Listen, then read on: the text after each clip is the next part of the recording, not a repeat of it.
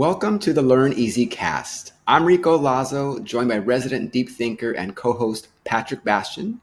Today's guest, Natalie Riede, empowers women to thrive using mindset mastery, self-care, and the subconscious mind.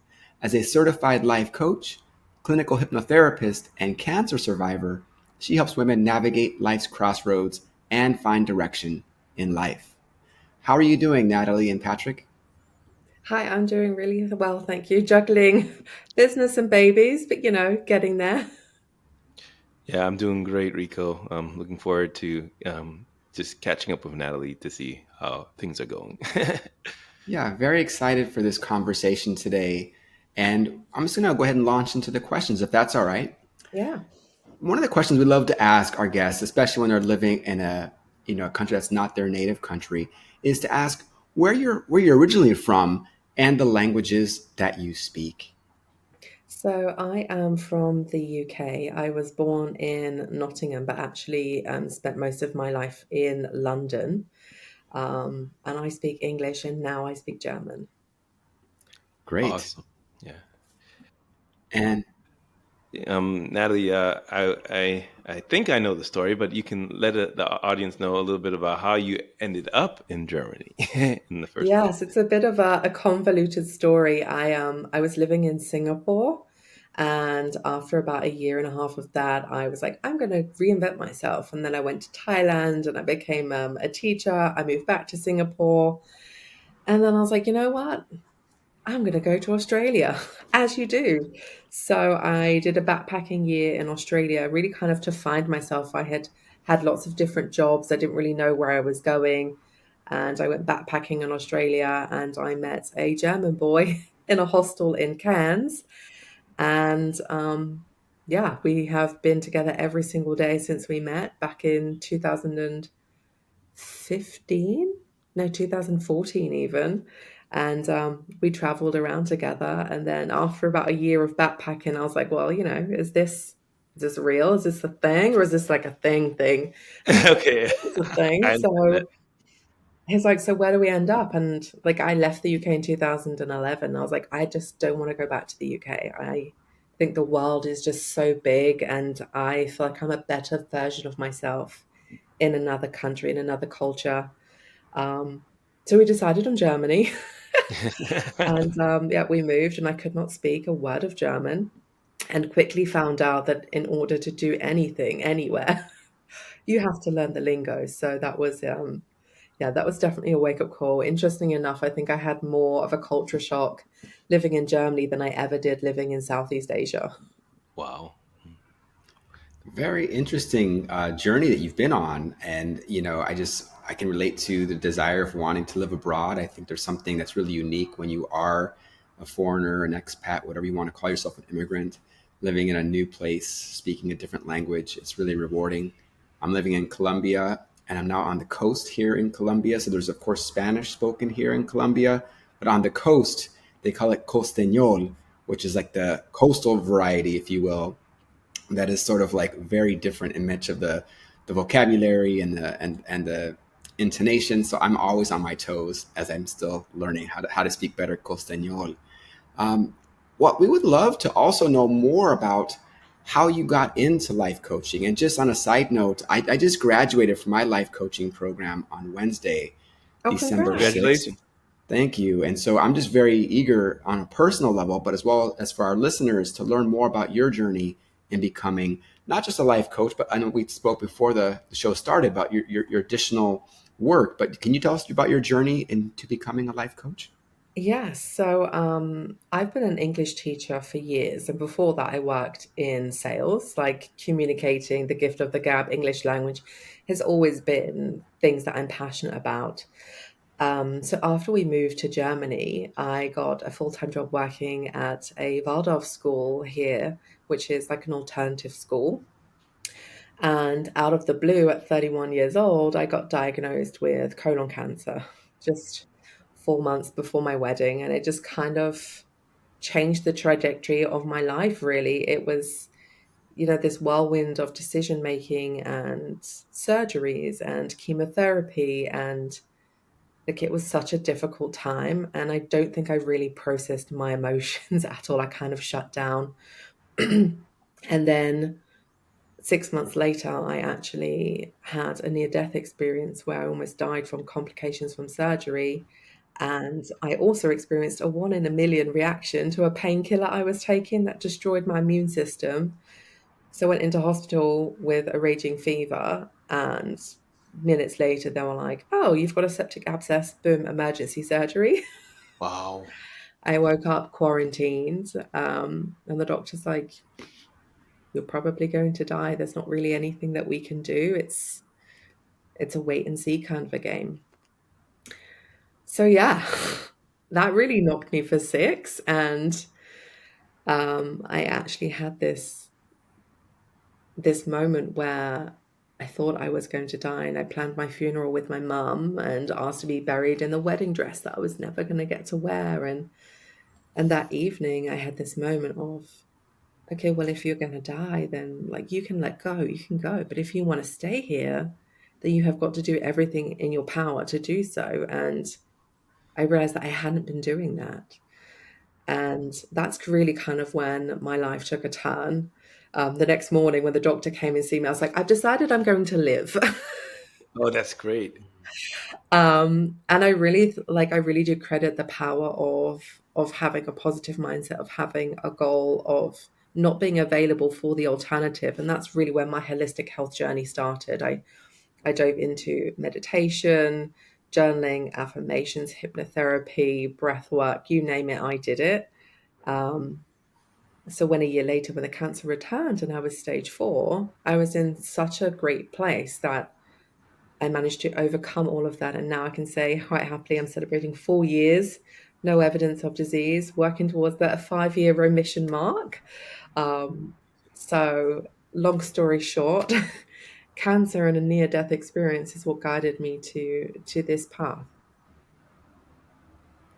Wow, that is There's a a lot to unpack, very I know. yeah, Yeah, that is a lot to unpack. yeah, we need to think about that, Rico. It's a miracle Natalie's even here with all that's happened to her, you know? Honestly, like there are so many instances where I don't think, I should have passed, but I'm tenacious and stubborn. I'm like, it's not my time.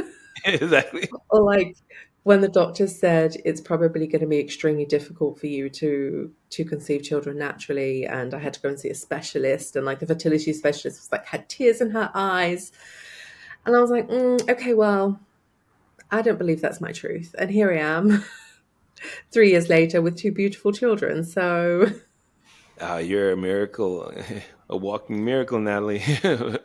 Well, what's amazing to me, though, I'm sorry, Pat, to interrupt here, but just that you had this wherewithal to show up with a newfound mindset. Was there any one moment that made you think like I need to just look at things differently? Was there any one factor or catalyst that helped you to reframe this? it was definitely planning my funeral, and it's actually one of the techniques that I do with my clients is if you were to write your own eulogy, would you would you have regrets?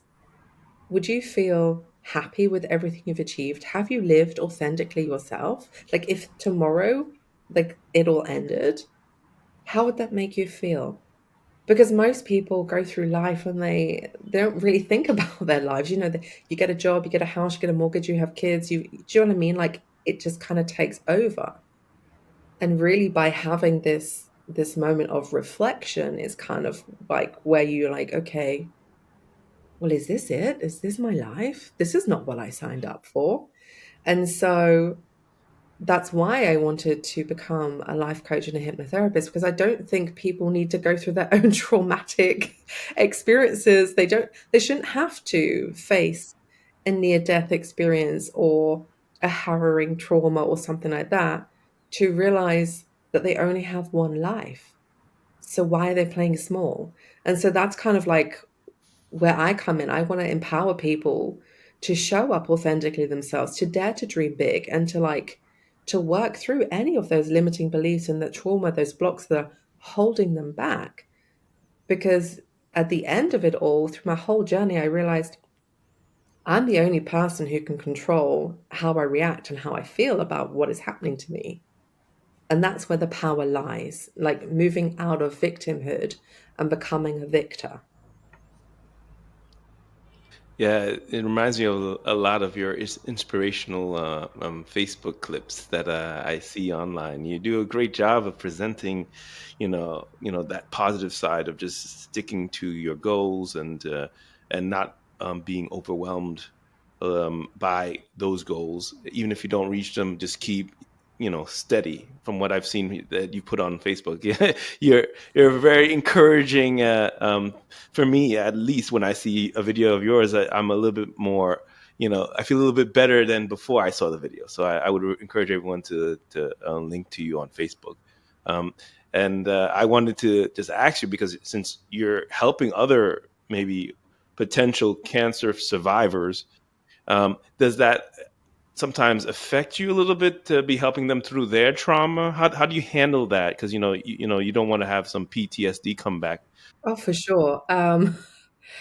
Actually, for the last year, I've only been supporting women with cancer. It's only the last months that I have been spreading the love and like opening up to supporting more people, and that's the whole point. Like I have been so passionate about helping women navigate their cancer journey with a positive mindset.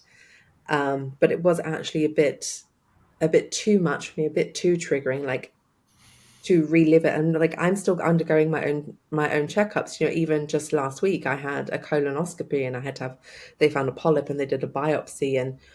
And this is one of the things I would say is whenever you're doing any kind of inner work or personal development, whether you're going through something traumatic and you're coming out of it, or you're feeling good but you're up leveling your life, whatever it is that you are doing, whatever stage you're in, it doesn't end, right? It's a continual growth, and helping other people is so rewarding. But then I realized that you do have to protect your own energy, and that's kind of where that self-care comes in, and filling your own cup, because you cannot pour from an empty cup.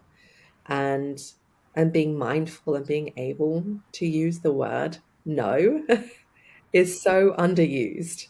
But protecting boundaries is key to feeling good about yourself. Very, very powerful. And as I mentioned, I went through a life coaching program, and it really just taught me how to do a lot of reflection and how to learn some of these techniques and practices. Because as you mentioned, you sort of have to grow as a person before you can help others. And to hear your story, it's very, very impactful and very, very eye opening. And to see your positivity and your desire to continue to develop is inspiring, to say the least. And I don't want to just pigeonhole you as a life coach, because I know you do so much more. But what do you find most rewarding about the work that you do as a coach and the work that you do with these different modalities in coaching your clients? So my favorite modalities actually work on harnessing the power of your subconscious mind. So I do a lot of hypnotherapy work. I use emotional freedom technique, which is tapping. I also use neurolinguistic programming. And what that all does is it dives straight into the root cause of a problem. Like if you think of your mind like a tree, and the branches that you see in the leaves, this is your conscious mind. Okay, but that doesn't exist without the trunk and the root system. And the root system is your subconscious mind, which is actually where 95% of all of your decisions come from. It is where your memories and your experiences and your trauma, your core beliefs, your limiting beliefs and blocks, all of that lives there in your subconscious mind. Now, life coaching to me is kind of like pruning that tree, right? But using NLP and EFT and hypnotherapy, you can drive straight down to the root and nourish those branches. You can reprogram, rewire those neural pathways. And that then causes rapid change, rapid transformation. Like if you think about learning a new habit, how many repetitions do you need to do before it becomes ingrained? Because you're doing that on that logic side. But if we were to dive straight into that root cause, find out, okay, why are you doing this bad habit? Why are you smoking?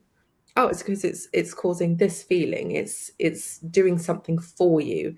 Okay, let's rewire that into something positive, something that will impact you in a positive way so that you no longer have this habit. And so like I can help people quit smoking after one session. I myself I quit smoking years and years ago. It's not about willpower and self discipline.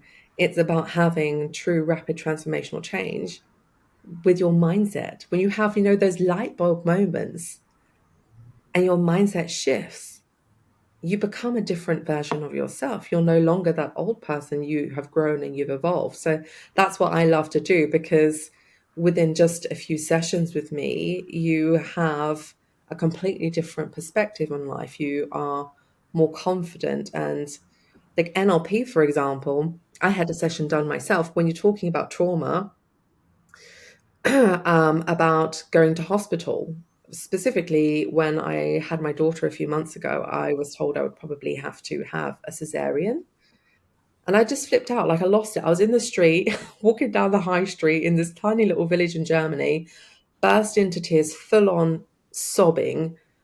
I was just racked with this emotion of this idea of going into surgery and being awake, because it triggered a memory of having my chemo port put in and the German doctor shouting at me and telling me to be quiet because he couldn't concentrate. And I had a panic attack. And I thought I'd process all my stuff, to do all that baggage to do with cancer. And then, boom, here, you might have to have a C section, just triggered this. So, a good friend of mine who's also a coach did an NLP session with me. And it was amazing because I still have that memory, but the emotions that I connected to it are no longer there. So, last week when I had my colonoscopy, I sat in the very room where I received my cancer diagnosis. And not only was I not triggered, I felt nothing but immense gratitude, because that is where my life was saved. That is where my journey started. Because if they hadn't found the cancer, I would not be here today. I would not be doing what I'm doing, impacting all the people that are in my circle. I would not have my children. I would not have my husband, none of those things. And so that's what I mean. Like, how powerful is that? And yet I went through months and months and months of talking therapy, and it helps. Like, talking therapy is not to be knocked at all, but why would I want to do that when I can supplement that and have something that is so rapid? I don't know if that answered your question. That's no, that's a great answer. Oh, Yeah, absolutely. yeah. Rico, do you have because since you're going into the coaching business, do you Yes. have any other questions having to do with the business side, Rico?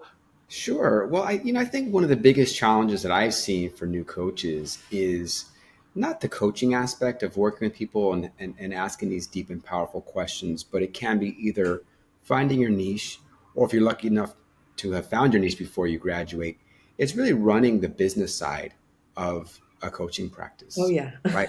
How does one go out and find clients? How does one go out and do all the business side of things so that you can continue to coach? Because obviously, running a coaching practice with pro bono clients isn't going to pay the bills. So what have you found out have been maybe some of the tips or secrets, if you care to share, Yeah. on how to My run a successful coaching practice? Well, my biggest tip to anybody, regardless of whether it's life coaching or you're setting up any other kind of business, and this kind of falls into the NLP realm, is modeling. Find someone who is doing what it is that you want to do and they're successful at, and model that behavior. For me, it was all about investing in a business coach and mentor. I mean, her name is Karen Kazani, and she is absolutely out of this world. She is so incredible, so down to earth. And with working with her, I can kind of leapfrog all of those trials and the mixtures of like being like, am I doing this right? Am I doing this? I don't have to think about what comes next. She has given me a proven framework that I can just step into, and it's got so much training and also like this huge network of other life coaches as well. So I'm like, work smart, not hard. Like, I am a mum to two young children. I'm on maternity leave. And for me, this is a business. This is not an expensive hobby. And while I'm coming from a place of service and love, you're right, it doesn't pay the bills if you're doing it pro bono. And charging money for your services is a huge mindset shift for you to then be like, I am worthy, I am enough, I have done this training and I can impact these people. I deserve to charge what I'm worth because the end result, what those people are going to have, how much is that worth to them? And so I decided, before I even started earning money, to work with a mentor so that she can guide my path because, like, I'm not available for a situation where this business is not successful. And in fact, I want it to work quickly. So I only started opening up for paying clients in September, and I already have my first two paying clients. And I also have released a wellness advent calendar, and I've got like, I think like 15, 16 people enrolled in that. And I'm launching a new program. So like I am go, go, go. And if you want to start something, then go for it. Like, don't play it small. Don't be like, well, I'm going to try and get people. I hate that word try. Eliminate that. Eliminate that word immediately. Like, go after it. Do what it is you want to do because some people, like, they might start a business. And if they don't put that all in and then it fails, they might, well, I didn't really try to make it work. So it's okay. It's like a way of protecting themselves. Well, I am all out. And I encourage people to do the same. You've got one life, so why not? Just like go out there and do it. You know, I love it. I read a book. I'm going to be sharing this in the next segment with Pat, but I read a book called The Prosperous Coach, written by Steve Chandler and Rich Litvin. And Rich Litvin has kind of become this like icon for me because he talks about coaches needing to have their own coaches. How can you impact others if you don't believe in coaching enough to have a coach yourself? He likens Exactly. it to a doctor who wouldn't see another doctor, like, oh, I'm just going to do my own home remedies. And, I don't really believe in going to doctors. You probably wouldn't go to a doctor who believes that. And so when I got my first paying client, I immediately took some of that money and invested in coaching for myself because I know the power of coaching.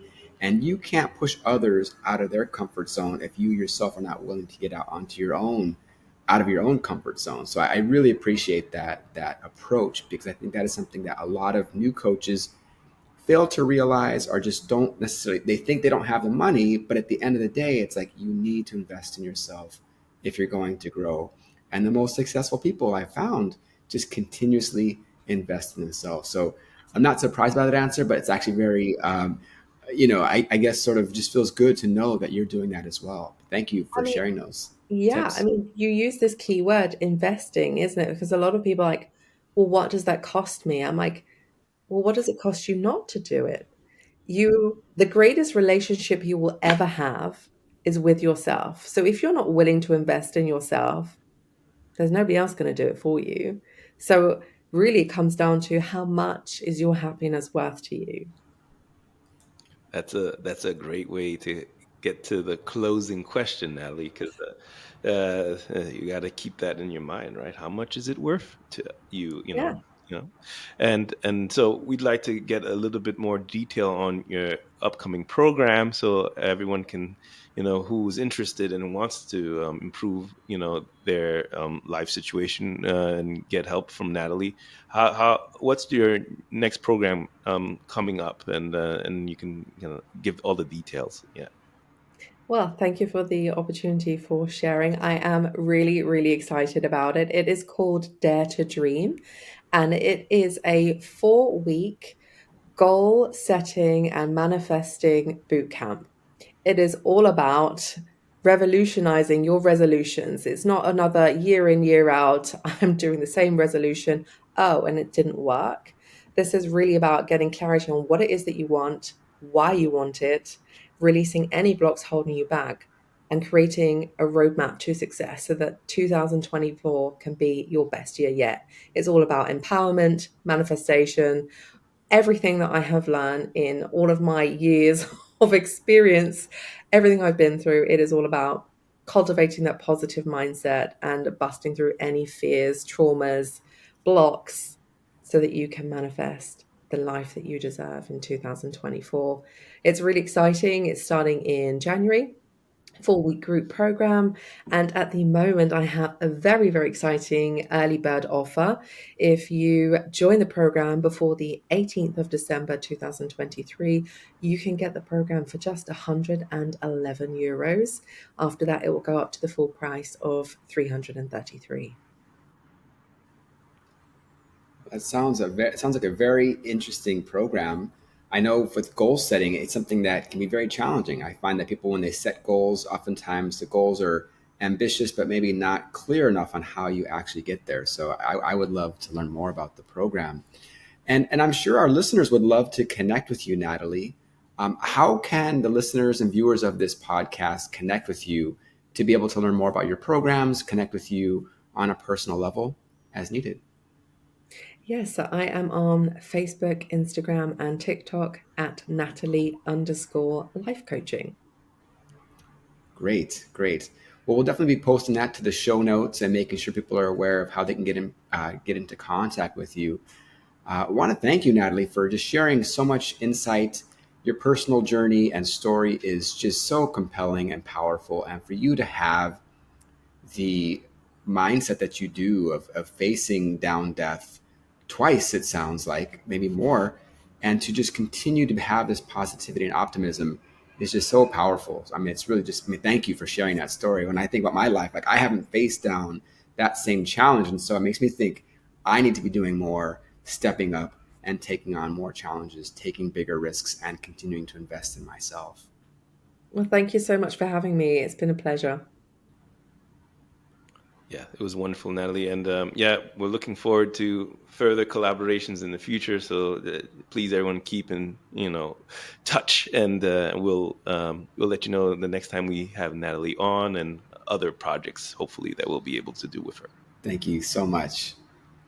Wow, what a fantastic interview. Natalie was just has such a powerful story, provided great insight, not only in what she's done for herself to grow her own mindset, but what she does in working with her clients. So I definitely look forward to learning more about her program coming up in January, as well as just as she continues to grow in her own coaching practice.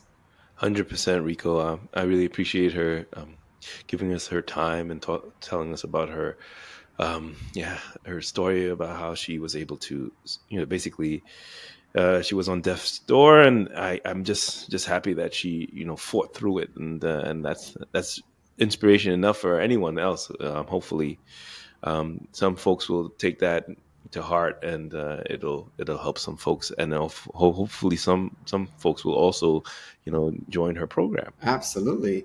But I'm just curious, Pat. I mean, how is everything going on your side of the pond in Germany this time of year? How's the Yeah, weather? How's life? it's pretty intense here in Germany, Rico, and I have to say, I had my own not near death experience, but an issue where I had an allergic reaction to shellfish, to scampi, shrimp scampi, something I love to eat, and I ended up having to go to the doctor.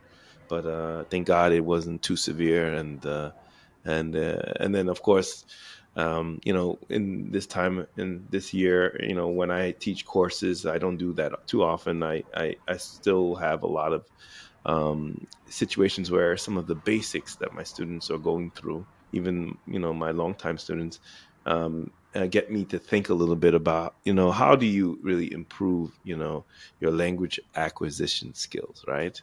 And then yeah, I realized with one of my sessions with my students that I was sending a video so that he could watch the video and kind of see how his listening skills were improving. And then after he checked it out and we had our next lesson, he told me, Patrick, this video was really fast.